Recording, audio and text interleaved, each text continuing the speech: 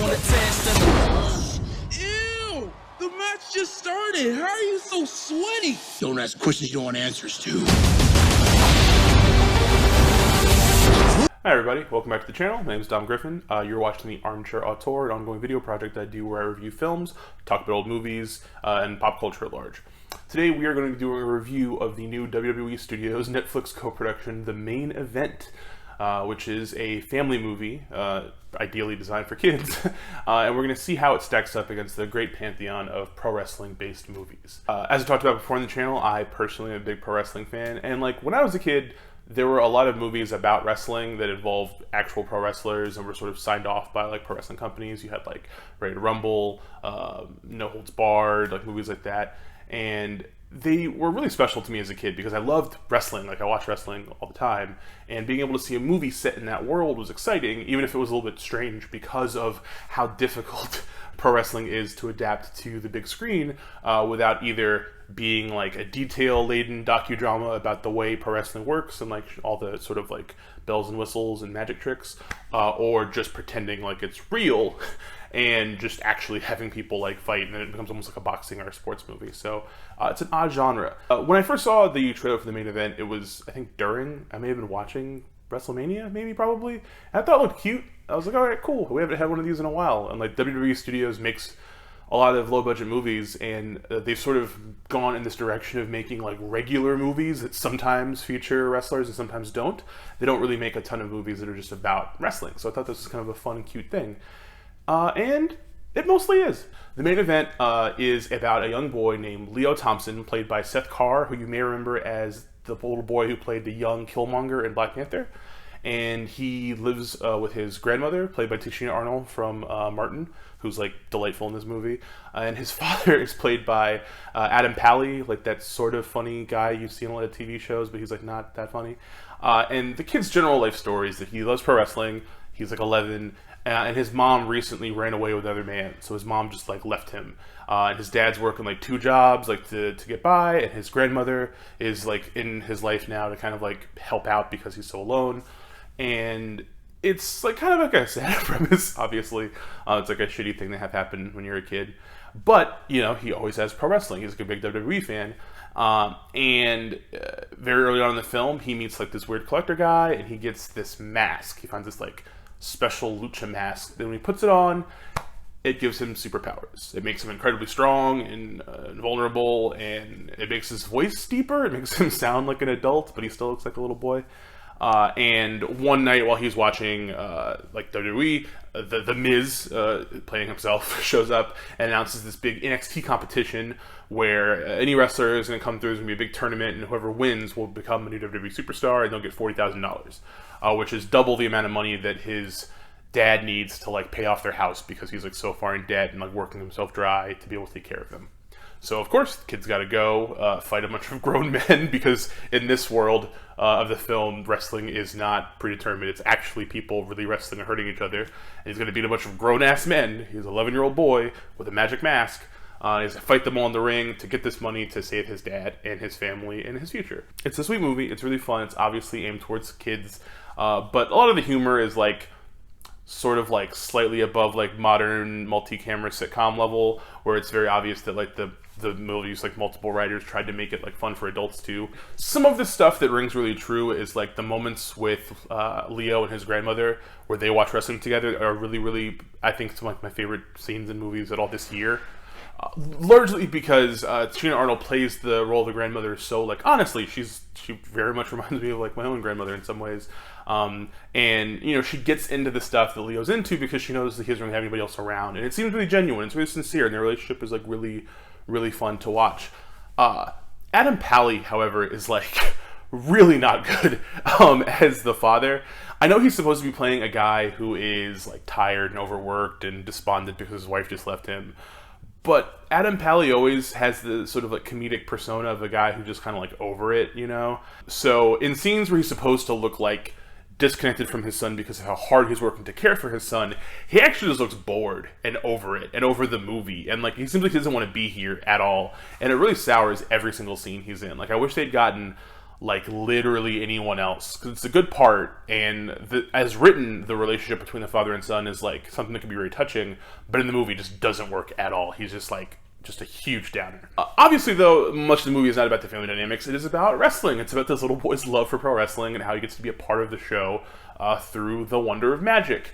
The only downside to that is the decision to make it be that wrestling is like a real thing, like a real fight, means that like the entirety of Leo's subplot, where he turns to the mask and becomes Kid Chaos to try to win this tournament, it's just part of Spider-Man's origin. It just means that most of the movie is a weird low-budget version of Spider-Man's origin where he becomes a pro wrestler.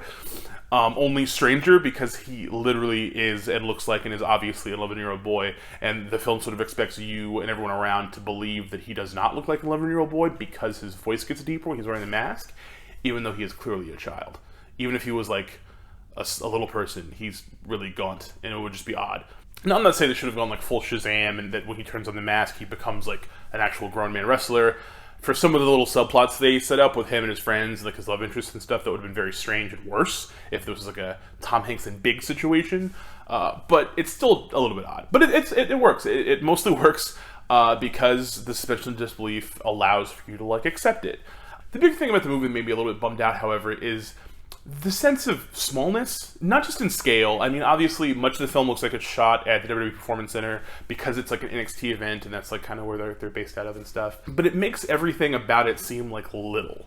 And I know that some of that's like the budget. Netflix doesn't spend a lot of money on the original features, and neither does WWE Studios. And as a result, the entire thing at times feels like a commercial for like a new WWE playset. Like everything about the look and the feel of the movie feels like wrestling is this very small, insular little thing that only these like 5 kids are into. And obviously pro wrestling is not as big a monolith in popular culture as it was when I was a kid. We all know that. But seeing a movie produced by the WWE that sort of like underlines that fact and doesn't like detract from it was a little bit of a bummer for me, just because like when I was a kid and wrestlers were in movies, you had like Hulk Hogan was in movies, and like Roddy Piper was in movies, and like Jesse Ventura and all those guys. And like now, the 2 biggest movie stars that come from pro wrestling is like, one, the biggest movie star in the world, The Rock, and then John Cena, who's like not the biggest movie star in the world, but like very well could be in a few years. He's like off to a great start. And both of those guys don't really make movies about wrestling, you know what I mean? Like, I mean, The Rock produced Fight With My Family, the Page biopic last year, and he has other similar wrestling-based projects in the pipeline. But he's not going to like be starring in a movie about wrestling himself necessarily. And John Cena probably not either, because they're trying to remove themselves from their on-screen personas and become like actors in their own right, and more power to them. However, what it means is that most of the wrestlers remaining on the WWE roster that can act and want to do movies when movie things come up are people like The Miz, who's a pretty talented actor. But he just doesn't scream like real WWE superstar. And I like The Miz. I'm a fan. I'm not like shitting on the guy because I think he's like small or something. It's just that most of the wrestlers that pop up in the movie are all people that you will kind of know if you like wrestling, but none of them have like crossover appeal. You know, it's like WWE will position certain stars as being like their big name stars, but then for a project like this, those stars wouldn't be involved. Like Brock Lesnar is not just going to show up in this movie and like scare the kid or something, or like Roman Reigns, or like Becky Lynch. Like these people who are being positioned to be like the faces of the company, they're not here. As a result, it just makes everything seem small, you know, it just makes it seem like less important. However, the superstars that do show up are really, really fun. Otis from the Tag Team Heavy Machinery and WWE shows up as like not himself, as like one of the people in the tournament. Keith Lee plays a major figure as one of the tournament hopefuls named Smooth Operator, who's like actually really good in the movie and, you know, kind of makes a bit of a name for himself in the film. Another like Performance Center hopeful guy, Babatunde, plays like the main villain, and his manager is like Ken Marino, which I thought was kind of weird. Ken Marino's funny, but it's odd watching a wrestling movie where you have so many cool wrestling figures at your disposal, and then you just hire Ken Marino to basically play like a Vince Russo impression. That just seemed like unnecessary. Like you could have gotten any number of actual managers to just do that part, but like whatever. And that, I think some of that comes down to the fact that the director, Jake Harris, is like a big veteran of like the TV comedy world. He's worked on lots of different shows and stuff, and as a result, he approaches the material with some of the requisite magic. Like there's a little bit of that sort of hopeful nostalgia and like the child's love of the entertainment world and stuff, but it never quite feels as on the level as like, you know, early Chris Columbus movies or something like that. Like I really feel like this is a project that you know, it would have been nicer if there was a bigger budget and larger scope, but also would have been nicer if there was a filmmaker who like really did love wrestling, and like had like that sense of like wonderment about it and could communicate that to the audience. Because as it stands, most of the heavy lifting in this movie is being done by an 11-year-old actor and Tichina Arnold, who, you know, actually like seems like someone who like enjoys wrestling. I'm not sure if she is or isn't in real life, but she's, you know, an actress and talented, and she does a really good job of like making you believe that like her and this little boy watch wrestling together and they have favorite wrestlers and favorite finishing moves and they're invested in the storylines and stuff. And it's like kind of sweet, you know, because I mean you have these scenes with like these 3 or 4 little like 11-year-old boys talking about their favorite wrestling things, and they're talking about wrestling honestly in a way that almost I imagine no 11-year-old boys in the modern world talk about wrestling. Like you can tell they're really invested in it and believe in it and stuff. And like, if we're being honest, I don't know that exists anymore. I think even most 11-year-old kids read like fake dirt sheets on the internet and like argue about backstage rumors and stuff. So it's like sweet to watch something where they're actually into the combat side of things.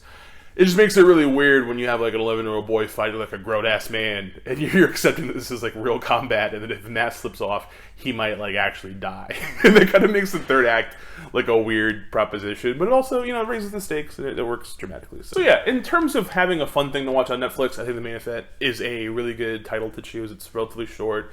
It's a breeze. It goes by pretty well. There's, you know, some fun bits. I just kind of wish that the WWE was able to produce a movie like this that was just bigger. That was something that could come in actual theaters maybe, and actually showed that this is like one of the biggest media conglomerates in like the entire world.